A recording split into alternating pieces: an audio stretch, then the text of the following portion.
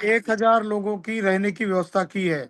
और वहाँ पर खाने के लिए हमने एक आशाताई बहन जी जो है वो समन है हमारी, उनको खाने का एक टेंडर दिया है हमने। उस संख्या जैसी जैसी हमारी बढ़ती जाएंगी वैसे वैसे वो हमारी सुविधा करने के लिए तैयारी करेंगी।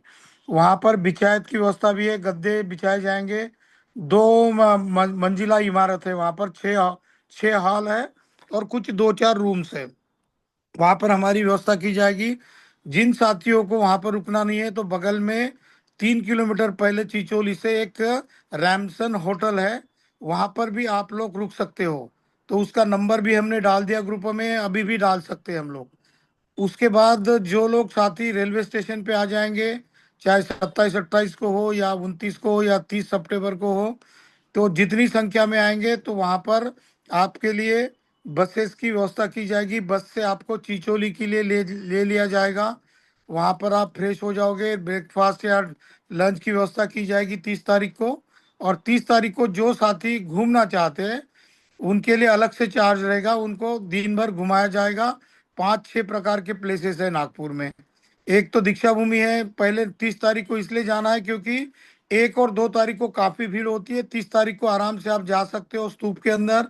तथागत बुद्ध की और महासमन बाबा साहब अम्बेडकर जी की अस्थियां वहां पर रखी है। आप लोग वहां पर चित्र प्रदर्शनी होती है, अस्थियां होती है।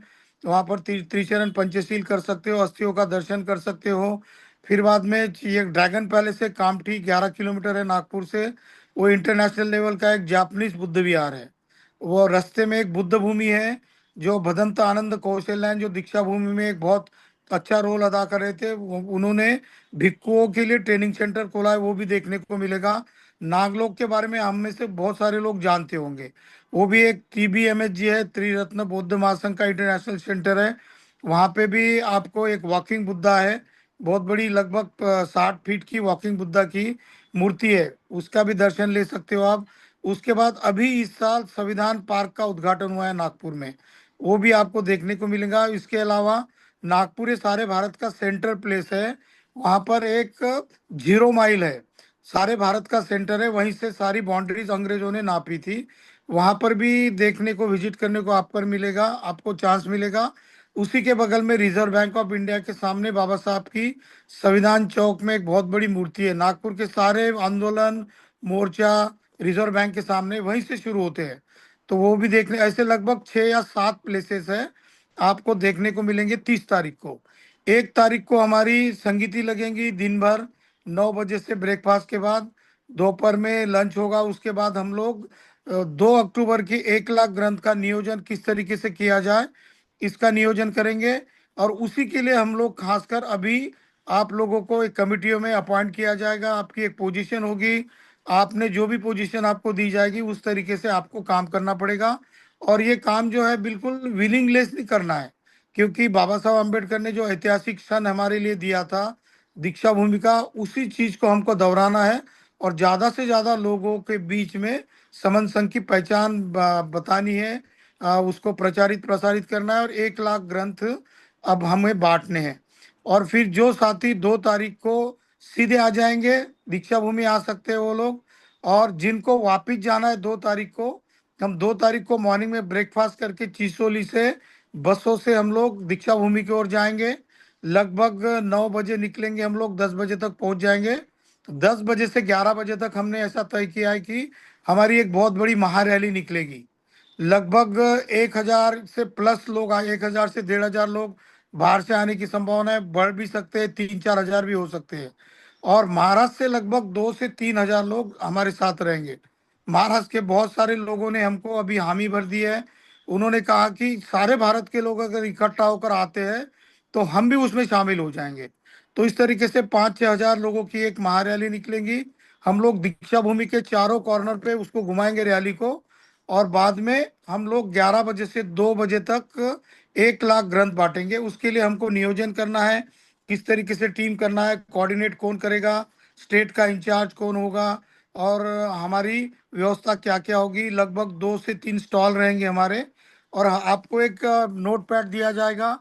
जिस साथियों को आप समनों को गंत वितरित करोगे, आपको एक काम करना है कि दो या तीन लोग रहेंगे तो एक ने गंध देना है, शॉर्ट में इंफॉर्मेशन देनी है, और उनका कांटेक्ट नंबर लेना है, मोबाइल नंबर और किस स्टेट से है। और वो अगर आप ले लेते हो तो 2 बजे आपको वो जितने भी नोट पैड है वो हमारे ऑफिस में सबमिट करने पड़ेंगे। 2 बजे से 4 बजे तक 2 अक्टूबर को आप घूम सकते हो भीड़ में। 4 बजे के बाद आपकी जैसी जैसी ट्रेनें होंगी, जिनको जाना है 2 तारीख को, आपको रेलवे स्टेशन पे बसों से पहुंचा दिया जाएगा। जो साथी 2 तारीख को हाल्ट करना चाहते हैं उनके लिए सीधे चिचोली के लिए ले लिया जाएगा। तो इस तरीके से नियोजन है। 3 तारीख को आपको ब्रेकफास्ट करने के बाद बसों से रेलवे स्टेशन के लिए छोड़ दिया जाएगा। या फिर जो भी साथी 3 तारीख को घूमना चाहते हैं उनके लिए बसेस की व्यवस्था की, उसका चार्ज अलग होगा, वो घूम सकते हैं 3 तारीख को। इस तरीके का नियोजन किया है सर। प्रकाश सिंह सर, आगे की मीटिंग आप चलाएं sir please. Azad sir, Prakash Singh sir please. Sangam Namami sir. Prakash Singh sir. बहुत बहुत बहुत बहुत साधुवाद कटके सर, बहुत अच्छी इन्फॉर्मेशन दी आपने। जी सर, संगम तो नमामि। अभी तक हमारे लोगों का रिजर्वेशन हुआ है, उसके विषय में थोड़ी प्रोग्रेस 2 मिनट में बताएं। बीएस आजाद सर, बीएस आजाद सर। अच्छा, बीएस आजाद सर रास्ते में हैं, वो ट्रेन में है, उनका नेटवर्क बीच में गड़बड़ कर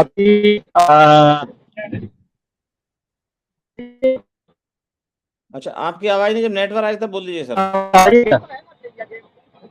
अभी आपकी आवाज नहीं आ रही है। प्रकाश सिंह सर, कल जैसे आजाद सर ने बताया था लगभग 750 लोगों का रिजर्वेशन हो गया है। आज की प्रोग्रेस उसमें ऐड कर सकते हैं। तो ऐसा मान लीजिए कि लगभग 800 लोगों का रिजर्वेशन हुआ है। पर जिन साथियों को आना है और आपके साथी कोई फ्रेंड है, रिलेटिव्स है, कोई पहचान वाले नए जुड़ने वाले लोग हैं, उनको जल्दी से जल्दी रिजर्वेशन करने के लिए बता दीजिए, ताकि हमारा जो वहां पर आने की संख्या 1,000, 1,500, 2,000 तक हो जाए तो बहुत अच्छी बात होगी सर। अच्छा, जी सर, प्रकाश सिंह सर बताइए। 16 कन्फर्मेशन रिजर्वेशन के टिकट आज आए थे, मैंने भेज दिए थे उनको, आजाद सर को, अमरोहा से। हाँ, प्रकाश सिंह सर मेरी आवाज आ रही है? आ रही जी है सर, सर, आ आ रही रही, है। बताइए बताइए। विपस्सना का आना पाना का भी आ रहा है, दूसरा भी आ रहा है।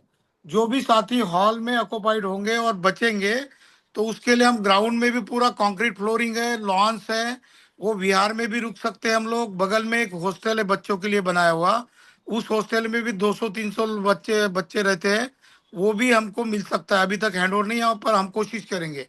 तो ऐसे लगभग 1,000 लोग तो उसमें आराम से अकोमोडेट हो सकते हैं। अगर उससे ज्यादा संख्या हो जाती है तो बहुत बड़ा, लगभग 15 से 20 हजार स्क्वायर फीट का एक बड़ा ग्राउंड है, जिसके ऊपर कंक्रीट की फ्लोरिंग की है। वहीं पे भी हम पेंडॉल डाल के सारे लोगों की रुकने की व्यवस्था कर सकते हैं। और टॉयलेट बाथरूम के लिए जो लगभग 44 टॉयलेट्स है वहाँ पे अभी। अगर उससे ज्यादा अगर लोग हो जाते हैं तो हम लोग मोबाइल टॉयलेट की भी व्यवस्था करेंगे। उस तरीके की बात हमारी महानगर पालिका से हो गई है। प्राइवेट मोबाइल जो टॉयलेट्स है वो भी हमारे लिए उपलब्ध होंगे।